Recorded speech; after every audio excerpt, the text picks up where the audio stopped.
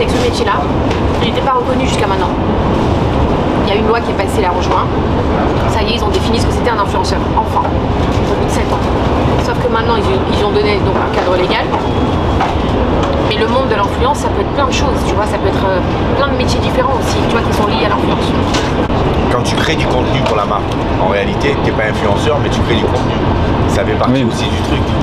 Soit tu crées que du contenu pour des marques, ou même pour des influenceurs internes, tu peux t'occuper de créateurs de contenu pour leur créer du contenu sur les réseaux, soit tu veux devenir influenceur. Et c'est ça qu'on veut faire. On veut lancer tous ces pôles. Aussi bien pour ceux qui veulent se lancer sur le digital marketing, donc gérer les marques et tout ça, et même à terme devenir e-commerçant et avoir la possibilité de créer un site internet avec tous les outils. Donc s'il a tous les outils pour booster son site, pour créer du contenu, tout ça, il va aller beaucoup plus vite que quelqu'un qui crée simplement une marque et qui n'a pas ces outils-là, qui va faire appel du coup à un community manager et le reste. Et après, tu as celui qui veut devenir créateur de contenu, où là, c'est encore tout à fait autre chose. C'est ça le but en fait, c'est ça qu'on veut faire. Intervention dans une école de marketing. C'est pour le 15 décembre. C'est une école de commerce. Et pourquoi on m'a pas contacté à moi? Je comprends pas. Parce que tu t'appelles pas Magali, c'est comme ça, qu'est-ce que tu veux que je te dise? C'est moi qui t'ai tout appris. Oh là là, quel mytho, mais quel mytho. Ça fait quoi? J'en peux plus de toi. C'est moi le roi du commerce. Ouais.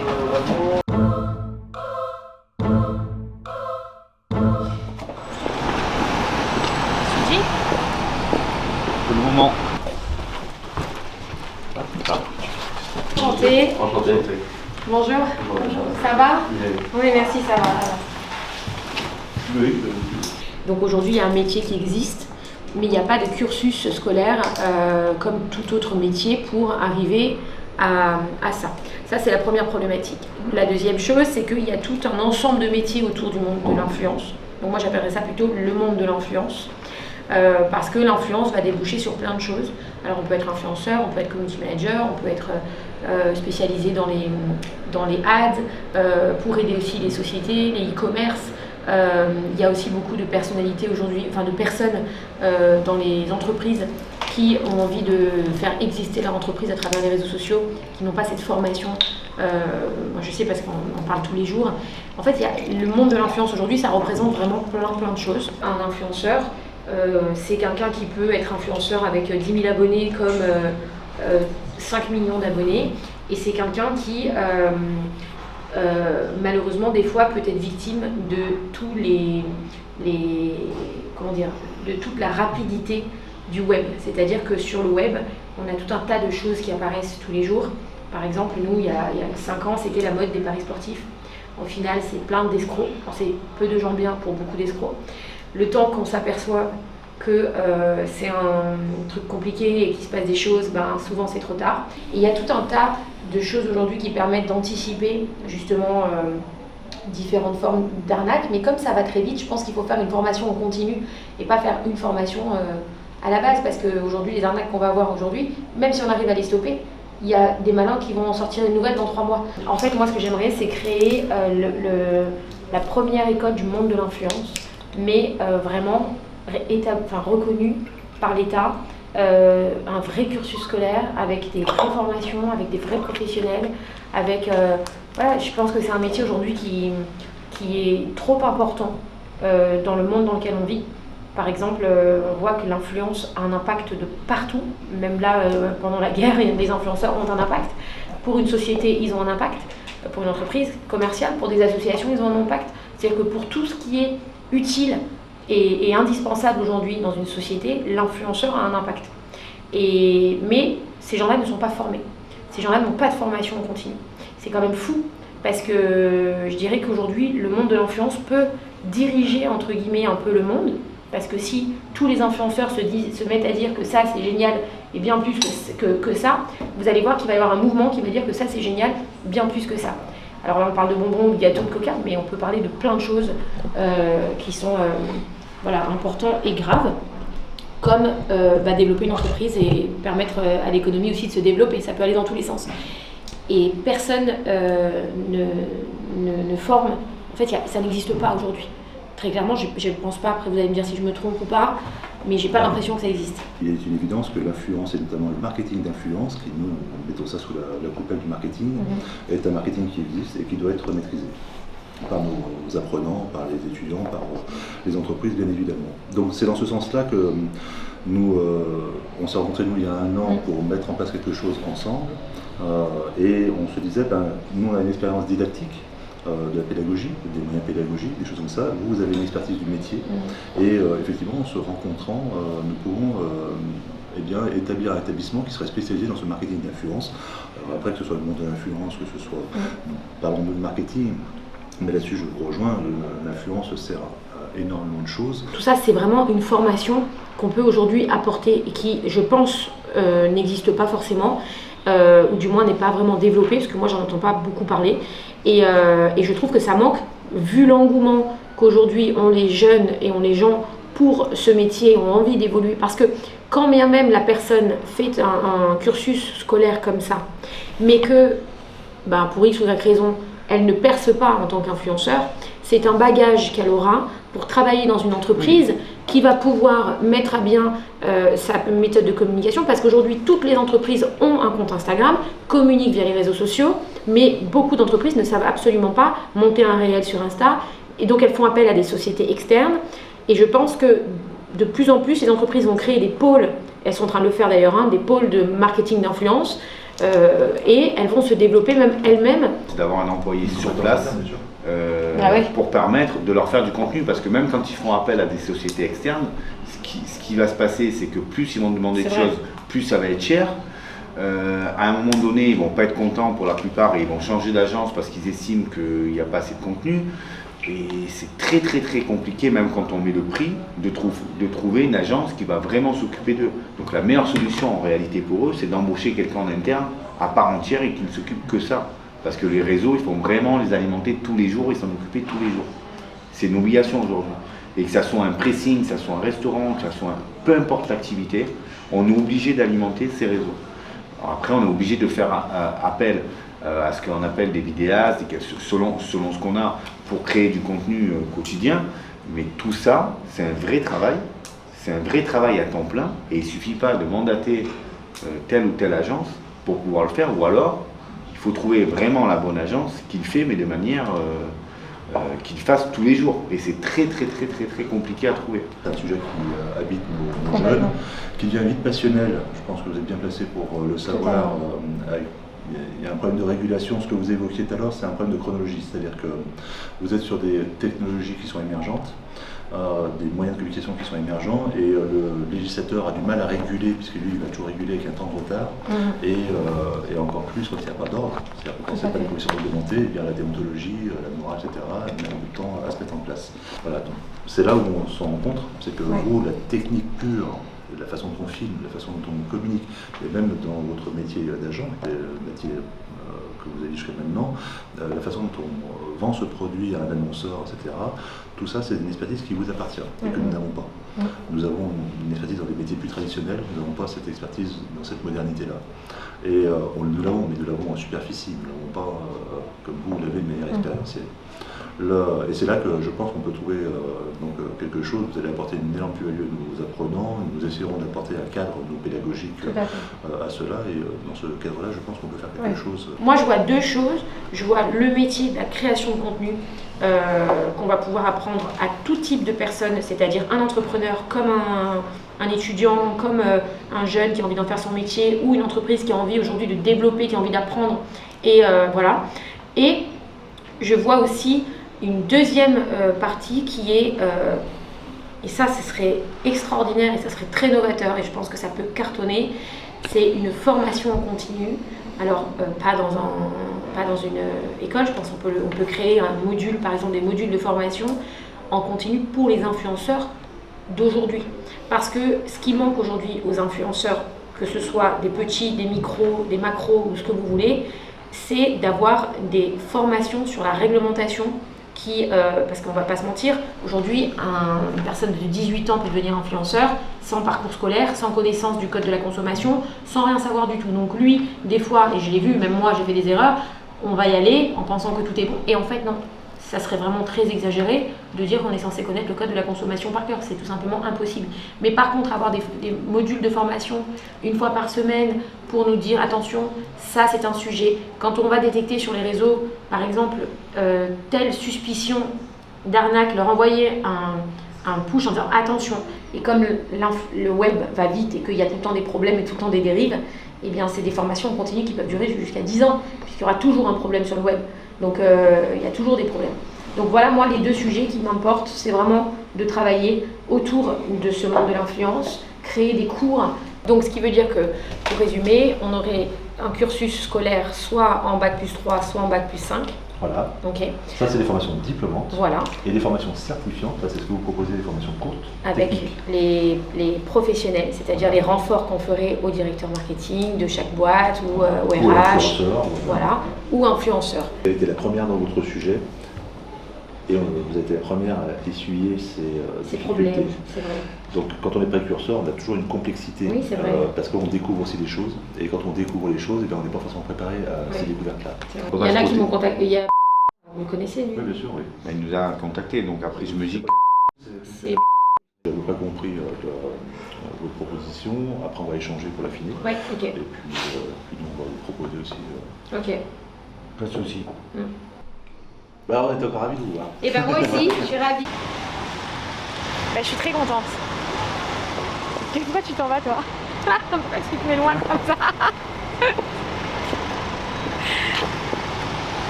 Je suis très contente. Je suis fière quand même.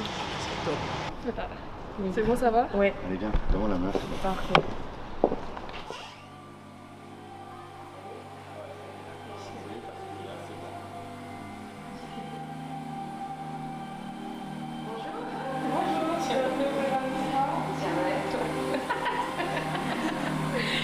Qu'est-ce que tu fais? Et toi, qu'est-ce que tu fais? Alors, où on va?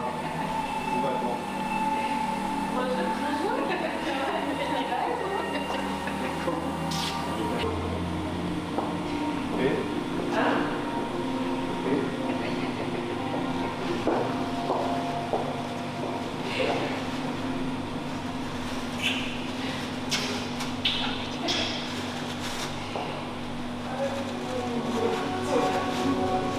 Qu'est-ce qui t'a donné l'idée de faire ça? La personne, moi. C'est vraiment ma rêve idéale. Ma vie de personnalité.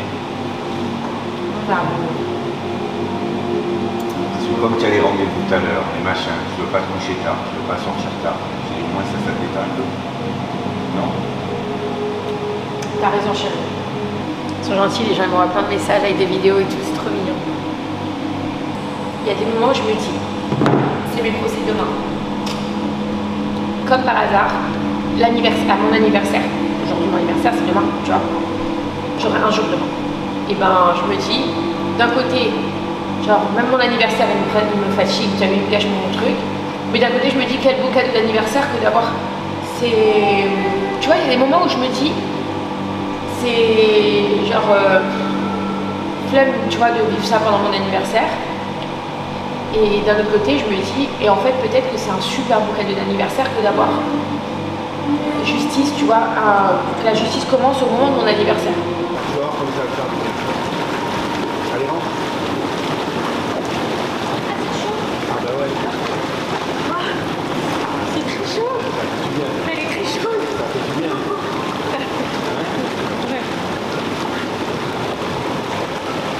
T'es content? T'es content? Moi, je retourne me réchauffer là. Non, de loin, ça va.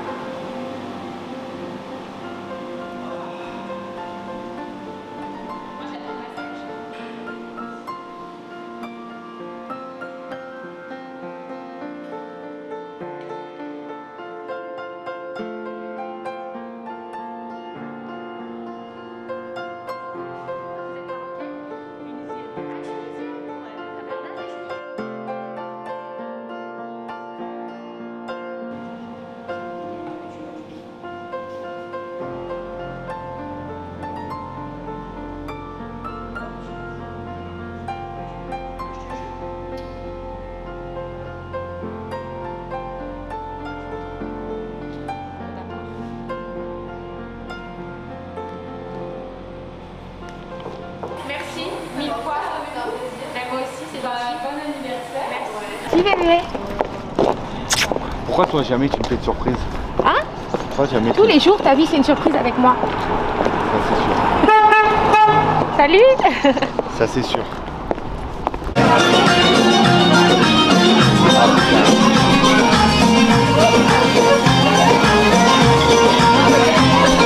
Ah, vous avez voulu venir chez votre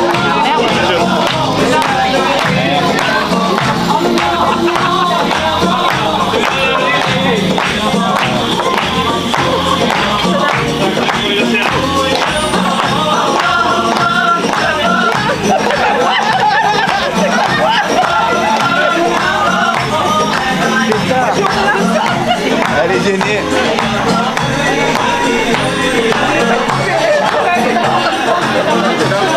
C'est comme ça. Voilà. Voilà, bon appétit.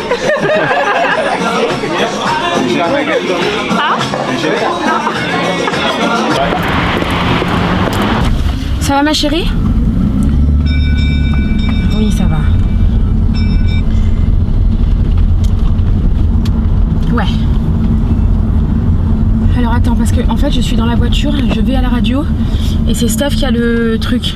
Est-ce qu'on peut se le faire à midi ou c'est chiant pour toi? Midi, c'est bon pour toi?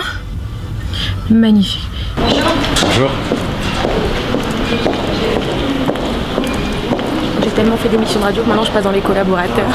C'est génial.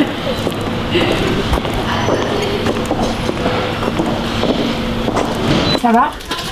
Je suis déjà au maquillage, je connais un peu ici. T'es là, ah, voilà. Avec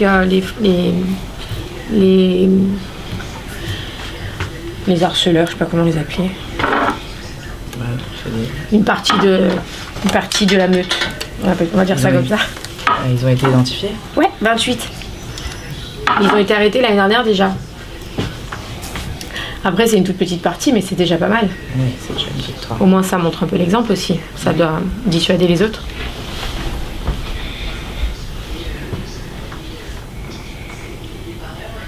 Du coup, j'ai 3 mois de procès là.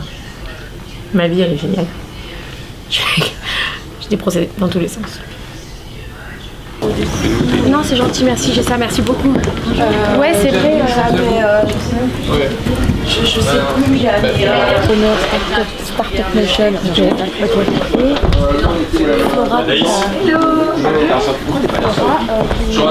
Bonjour Magali, Olivier Truchot, bienvenue. Vous connaissez Flora?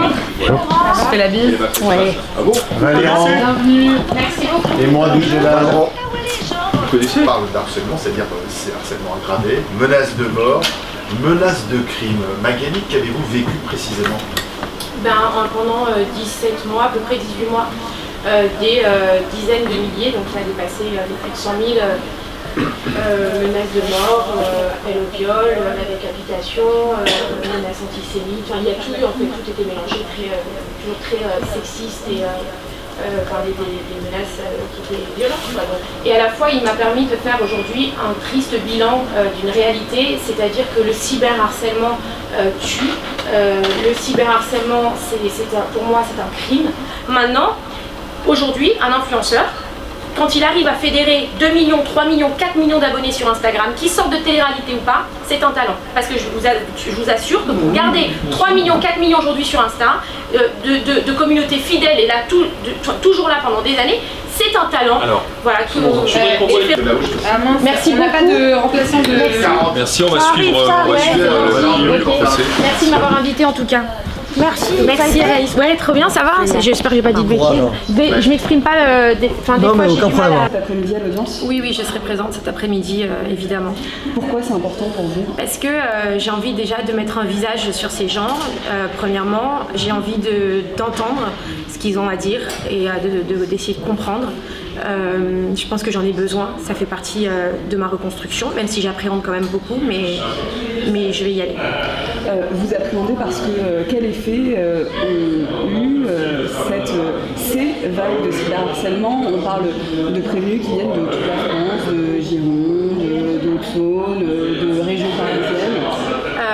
En fait, les conséquences, c'est que ça a complètement détruit une partie de ma vie. J'espère qu'une partie, je vais réussir à me reconstruire.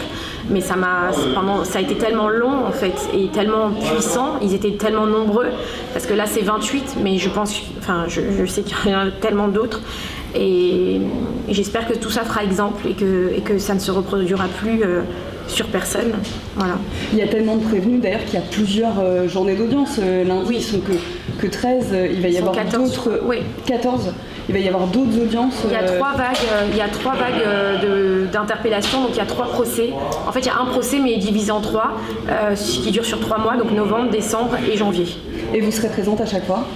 J'espère, oui. Si j'arrive. Est-ce que vous avez envie de leur poser des questions à travers notamment votre avocate ? Non, parce que j'ai eu accès au dossier, donc j'ai lu leur déposition. J'ai envie de les écouter, j'ai envie de les voir. Après, je sais pas quelles questions je pourrais leur poser parce que pour moi, faire ça, c'est lunaire en fait, c'est grave. Et j'espère qu'ils comprendront l'impact que ça a eu et j'ai besoin de l'entendre, de savoir s'ils le comprennent. En fait, voilà, j'ai passé des questions à mon avocate, mais je pourrais pas j'ai pas envie de m'adresser à eux directement. Aujourd'hui, on peut être une femme et être sur les réseaux, oui, mais je pense qu'il y a encore du travail à faire de la part des plateformes pour protéger les femmes sur les réseaux sociaux. Oui, il y a un énorme travail. Je pense que les plateformes sont responsables de ce qui s'y passe et doivent protéger les femmes et les enfants. Merci beaucoup. Merci à vous. C'est bon ? C'est bon, ouais. Merci beaucoup. Merci. Hein. Bonne journée. À vous aussi. Merci. À bientôt. Au revoir. Au revoir. Je vais faire le partage de connexion. Non, si la question c'est qui a donné une mauvaise image à ce secteur, excusez-moi, c'est Booba, c'est pas Magali Berda. Et en fait, moi je voudrais juste qu'on décale le débat, parce que le débat c'est pas est-ce que le business de Magali Berda est bien ou pas. En fait, je connais pas votre business, j'en sais rien, et je le défends.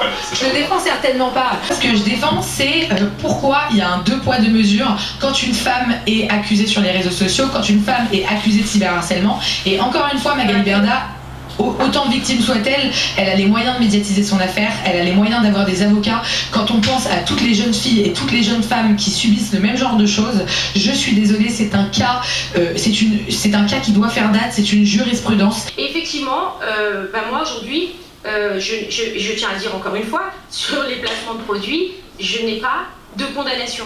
Parce qu'en fait, quand une femme a mauvaise presse, plus personne n'a envie de la défendre, femme politique comprise. Et moi, je suis désolée, je veux élire des personnes sur leur courage. Donc, je vais vous expliquer.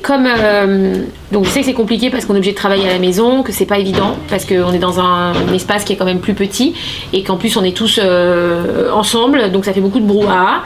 Mais en soi, on n'a pas le choix parce que comme ils ont balancé l'adresse du bureau sur les réseaux sociaux et que du coup, ils ont cassé 3 fois le bureau pour pas que vous soyez vous en danger, vous soyez tranquille et que vous travaillez sereinement sans être stressé d'être au bureau. Et nous aussi pareil, parce que moi du coup j'ai plus du tout envie d'être dans un bureau et je vous cache pas que pour l'instant je préfère travailler ici, au moins je me sens bien.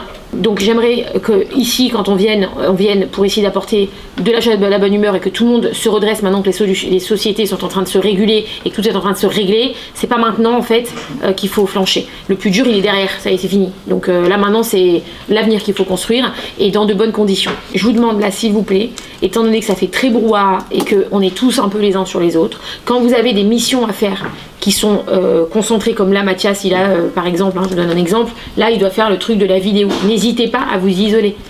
N'hésitez pas à vous isoler, que ce soit là-bas, que ce soit là aussi.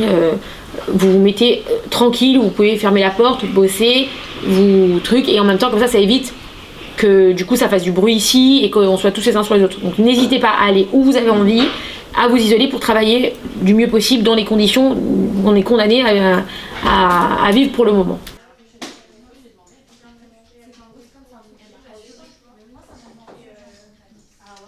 Ça va, t'es pas trop stressée? Franchement, ouais, de fou. Mais ça va, t'as En fait, ce qui m'angoisse, c'est que j'ai peur de pas me contenir, tu sais, quand je vais les voir. En fait, c'est ça qui m'angoisse, c'est que j'ai peur de partir en crise. Bah, normal. Tout ce qui t'en fait subir, logique. Après, j'ai lu les dépositions, c'est-à-dire je sais ce qu'ils ont dit à la police et tout. Donc je sais qu'ils ont quasiment tous avoué, tu vois, ils ont tout reconnu et tout. Donc, mais en vrai, j'ai peur de ce qu'ils vont dire et que ça me... C'est mon cerveau, il est fatigué. Tu sais, là, je vais au tribunal. Je vais être en face de 28 personnes qui m'ont harcelé. Mais harcelé chaud, hein. C'est-à-dire que tu verras les mots qu'ils ont dit et tout. C'est chaud, quoi. Ils m'ont menacé de mort, de viol. Ils m'ont incité... Enfin, ils ont menacé de mort et de viol mes filles. Ils ont attaqué ma belle-sœur qui est décédée, la pauvre. Sur les réseaux? Ouais, c'est en message privé, tous les jours. Regarde, il y en a un, tu veux que je te montre? Attends, je vais te montrer. Il y en a un.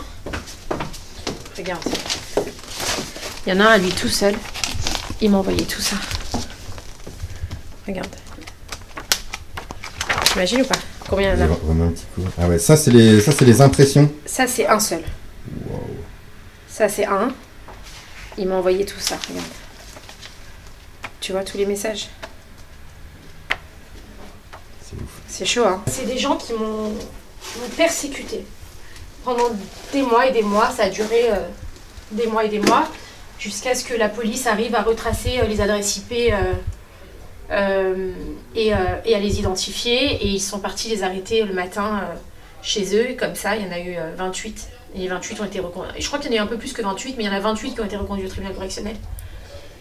Et les procès commencent aujourd'hui. Ils ont divisé, il y en a tellement qu'en fait ils ont divisé en 3 parties, tu vois, parce qu'il y a eu 3 vagues d'interpellation. Donc il y en a une vague là, je crois qu'ils sont 13 ou 14, après ils sont 8 ou 7, et après encore 8 ou 7, je crois. Et ça va jusqu'à fin janvier, tu vois. Donc j'en ai pour 3 mois là. Là j'ai par exemple aujourd'hui et demain, la semaine prochaine il y a encore lundi et mardi, la semaine d'après il y a encore lundi et mardi, je crois. Et voilà. Et les gens se rendent pas compte de ce qui s'est passé. En fait, c'est un dossier tellement compliqué, tu sais. Ils sont tous, ils le disent dans leur dossier, enfin dans leurs interrogatoires de police. C'est tous parce qu'ils ont entendu que j'étais ceci, j'étais cela, ils ont vu Booba, etc., etc., tu vois. Après, ils sont maîtres responsables de leurs actes, hein, tu vois. C'est pas parce que quelqu'un te dit va assassiner quelqu'un, t'es pas obligé d'aller l'assassiner, hein. Donc, mais eux, ils en ont décidé autrement. Donc ils vont être jugés aujourd'hui. Et alors certes, c'est pas grand-chose par rapport à la meute et à tout ce qu'ils étaient, mais je me dis c'est déjà représentatif, tu vois. Et puis peut-être ça va calmer les autres, parce qu'ils vont se dire finalement il n'y a pas d'impunité sur les réseaux sociaux, on risque de se faire attraper, on risque d'être puni et de se retrouver dans cette situation, donc on va se calmer. Et peut-être que dans mon dossier, en fait ça va calmer les autres à faire à d'autres, en fait à ne pas faire à d'autres ce qu'ils m'ont fait, tu vois. Je me dis au moins que ça sert à ça.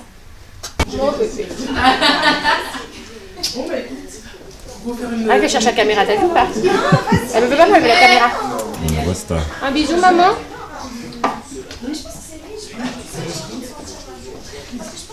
Ça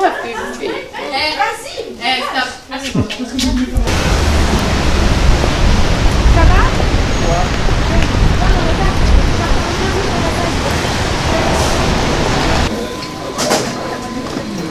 C'est imprimé.